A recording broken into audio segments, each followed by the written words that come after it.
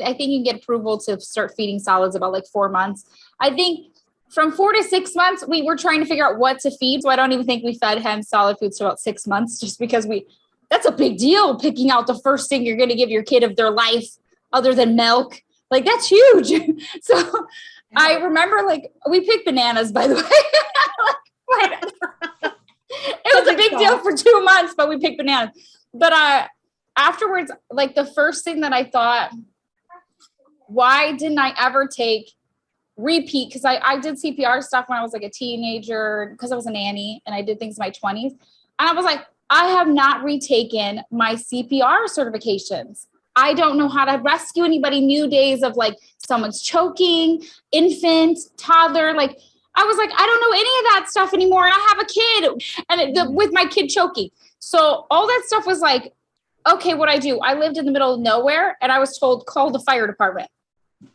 And the fire department will show you how to handle things with your kid. In case you're not, for free, by the way, for free.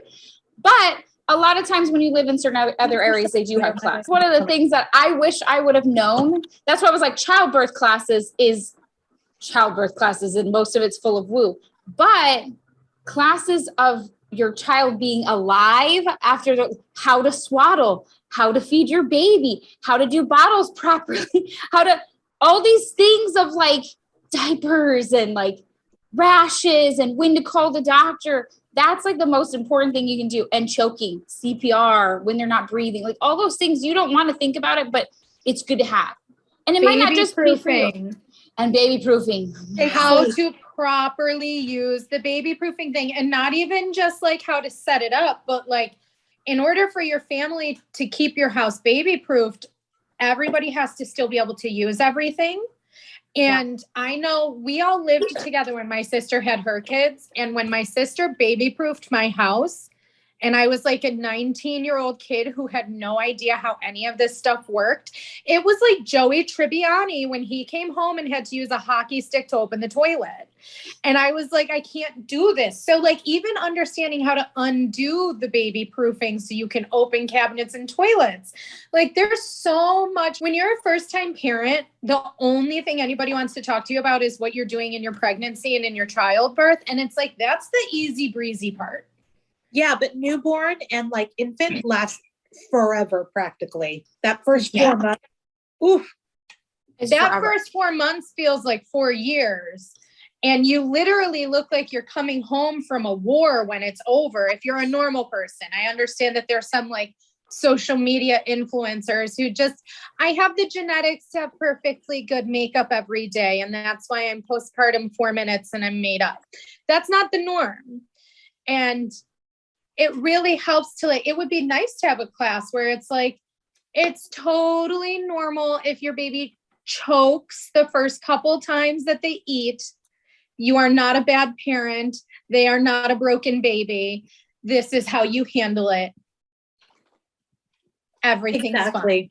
Exactly. And to keep your own composure through all these things that you've never had to go through before, really. I mean, even if you have a niece or nephew, it's very different for it to be your own child. Yes. And you're sleep deprived and you're leaky and your whole world is turned upside down. Or like you said, with keeping your composure, sometimes when they get a little bit older and they start understanding like body language and facial reactions, they can do something that it's scary and it's startling, but you don't want to be the one who teaches them fear.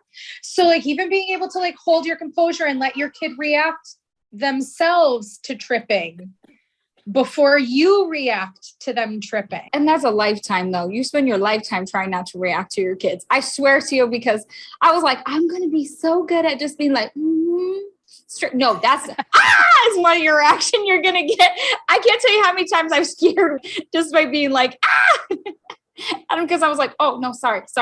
Go ahead. Continue what you were doing. Well, actually, my thing was like the kids who, what I used to call the charm offensive, is they would do something and, drop something on the floor, spill something, and then they look at you with this big grin on their face. Look what I did. Aren't I wonderful? And you're like, yeah, you're cute, kid, but yeah, okay, whatever. Just like, yeah, no, you're cute, you're adorable, and I'm gonna have to clean that up. And That was me you 10 can't. minutes ago. I mean, if you react positively to that charm offensive, they're like, I got away with it. I'm gonna do it again, and They will remember it forever. The amount of time that I spend trying not to laugh in parenting is, well, because I don't want to embarrass her, but the things that would embarrass her are wildly funny. And I don't want to reinforce bad language, but when she uses it, it's wildly funny. I don't want to reinforce not listening, but the sass she gives when she's in the act of not listening is ridiculously humorous. I'll bet a little bit torturous because I know where she gets it from. But that's a real parenting class, is how to control your facial expressions in the face of a naughty child. Like, That would be a good one. And patience, learning patience, because you're going to deal with it so many times, repetitively, every day, for sometimes years of your life are going to go by, and you're going to, why every day, why? And then they get older and they learn, like, yeah, let's keep doing it. I'm like, 1,000 ways to peel a banana, and every single one of them is wrong. Because no matter what you do, it's like, I did it this way for you 20 minutes ago and you were so happy, but no. That's true too. It is fun. It's wildly fun. It is. I will say, this is a much older child example, is my son got into a parking lot accident. It was small, but he hit a car while the person was in the car. So now he's like doing the thing where he's a teenager and he's like calling mom for help. And I'm like walking him through it, knowing that this is very distressing for him. And I'm being kind and understanding and everything. And then 2 weeks later, he did it again. And I was like, talk to your father. Because I was like, I did the whole, I mean, it's emotional for me too, doing all of this work for him. And I was like, and he did it again. And I was like, okay, I'm kind of out of understanding right now. I'm going to hand you off to the other parental unit. Yep. And that's why we take shifts. Taking shifts is the key to staying sane through parenthood, whether it's the 4th trimester or it's when they're 7 and they can't button their shirt. You're like, there's got to be someone else that you can turn to besides this parent, because I've had it up to here. Yep, that's my life right now.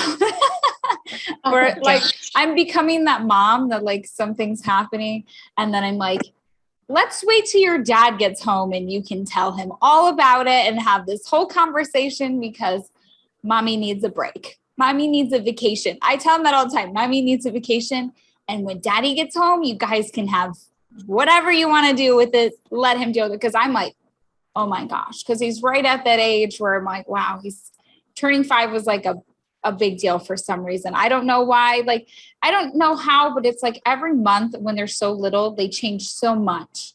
But by the time you get to like years when you're like, oh, they're 4 to 5, it's not going to be that big. No, it was like he just jumped into like another person, and he became like completely like, I've got this. I can do all this. I know how to, because now he knows everything that you've taught him over the years.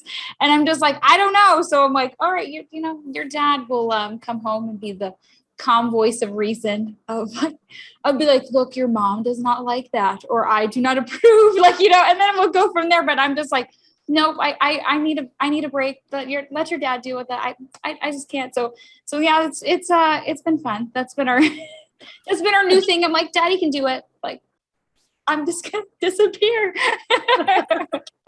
I think the one thing they don't actually warn you about children of all ages is you have this baby or a child and they can do X, right? You're used to them doing X. You're like, okay, cool, you can do X.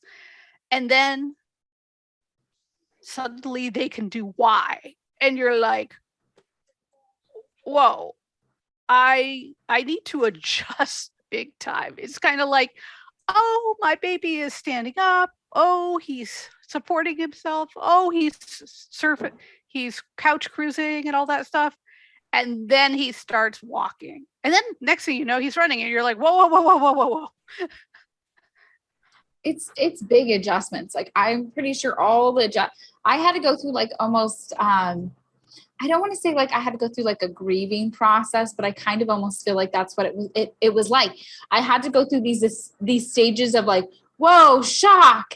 And then like I had to like accept it because I was like, these are major, major changes that we just went from something so little like, yay, this is so fun and cute. And then something so completely different where I was like, oh my gosh, I can't even like, I just can't. So it, like everything that has gone, it's like they feel like giant milestones, even if they're not, but they sure feel like it. Like even like the whole food thing, like it took 2 months to pick out bananas to give to my kid for the first time. And then, you know, you have to wait so many days until you can try another food and, you know, and all that stuff. You got to make sure everything's good. And you know what? I was like, now we got to pick out another one. This is stressful. I will like, let this you is the know. beginning. And then all of a sudden you look at your baby and they're definitely eating something. And you're like, what are you eating? Are you allergic? Where did you get it from? And you turn around and there's your 5-year-old eating that very same thing that you're like, okay, I never thought about baby proofing the upper cabinets in my kitchen. I thought that was like a lower cabinets only thing, but now my 5-year-old can climb the counters and will shove a pretzel rod into my 6-month-old's mouth. The one time Gabe choked, he was in the crawling stage, and Ryan basically was like standing over him as he's face down on the floor, on all fours, sitting there poking Cheerios into his mouth. Yep. Just shoving it in there, and then he starts choking it. I'm like, oh shit. That's like, I know I'm supposed to do something, so I put him over my knees and like smacked him on the back a few times. He spit it out and everything was good, but I was like, thank you, Ryan. Please stop beating your brother. Yes. Well, Gracie is, I'm sure you guys can assume this from the interactions you have seen with me having them with her and what you've seen of her yourself. She's stubborn. She's stubborn. And the one thing I have gotten her to at least learn is if you use your teeth to eat it, it does not belong in the baby's mouth. Only mommy can give him food that requires teeth to eat it. Come up with all kinds of interesting rules for your kids. Like if it takes teeth, don't give it to the baby. This rule is if you this item, you can't do that. Or my favorite, which turns out that isn't very unique, was that is not a toy. Ooh, my favorite rule that I've made up with my child, and this is definitely a class that parents deserve, is the how to get your toddler to stay in their friggin' bed. And the rule in our house, and it works very well, is that once you're in bed, anything else you want, you have to fall asleep before you can get it. So it's against the rules. Once you're in your bed, it's against the rules for mommy to bring you a glass of water until you're sleeping. It's just the rules. Those are the rules of bedtime. And we can't break the rules of bedtime, so we don't break the rules of bedtime. And before Gracie learned how to open doors, like before she got the grasp of a doorknob, it worked better. But we're going on like 1.5 years of that rule sticking pretty well, where I can't snuggle you until you fall asleep. So if you want mommy to snuggle you tonight, you better get those Z's going. I like your rule. I think that's a great rule.